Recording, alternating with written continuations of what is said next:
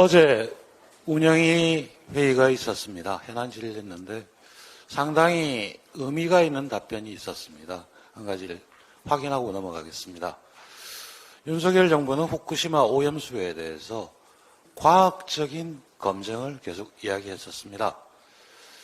과학적이라고 하는 것은 전문가가 평가하는 게 과학적인 것이 아니고 데이터를 공개하고 그 공개된 데이터를 제3자가 검증했을 때도 동일한 결과가 나와야 한다는 점입니다. 그 점을 시작하자 어제 대통령 실장은 IAEA 검증, 우리 시찰당의 검증 내용을 데이터와 함께 공개하기로 답변을 했습니다. 그 약속이 허황된 약속이 아니길 기대합니다. 윤석열 정부는 취임 이후에 감세와 재정 준칙을 경제정책 기조로 잡았습니다. 우리 민주당은 민생이 무너지는 시기에 재정 수요가 늘어나고 있고 여기서 정부 역할이 중요해진다는 걸 강조했었습니다. 그러나 정부는 고집을 꺾지 않았습니다.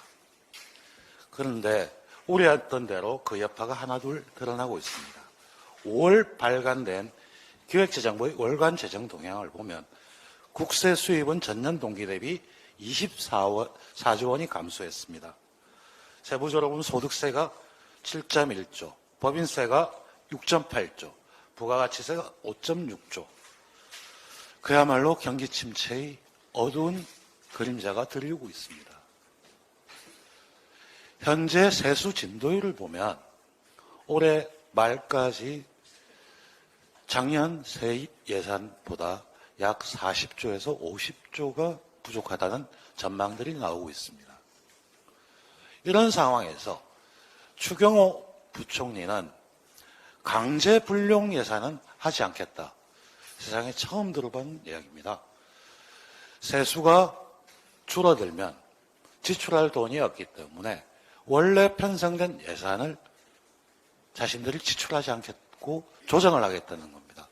명백한 국회의 예산심의권 침해이자 사실상의 긴축을 한다는 의미가 들고 있습니다. 윤석열 대통령은 지난 1월 26일 에너지 값이 올라가자 에너지 대책을 발표했고 1월 30일 날 서민과 중산층을 지원할 수 있는 에너지 지원 정책을 수립하라고 했습니다.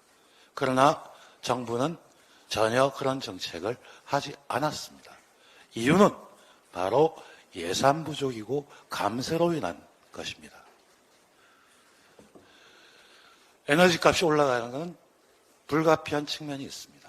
그러나 그렇게 올라갈 때 가장 피해를 많이 보는 취약계층, 서민에 대한 지원책을 수립해야 됩니다. 그 수립을 위해서 필요한 것이 추가 경정 예산입니다. 추가 경정 예산이 필요합니다. 어제 운영위 현안 질의에서도 경제수석은 그렇게 답변을 했습니다.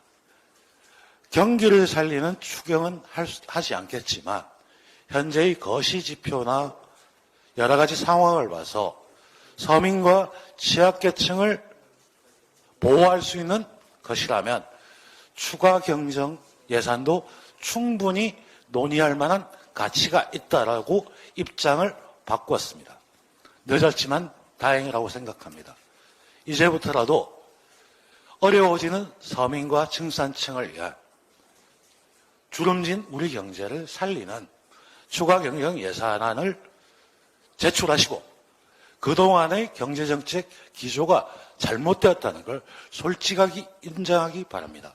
이것이야말로 경제를 살리는 방법입니다. 이상입니다.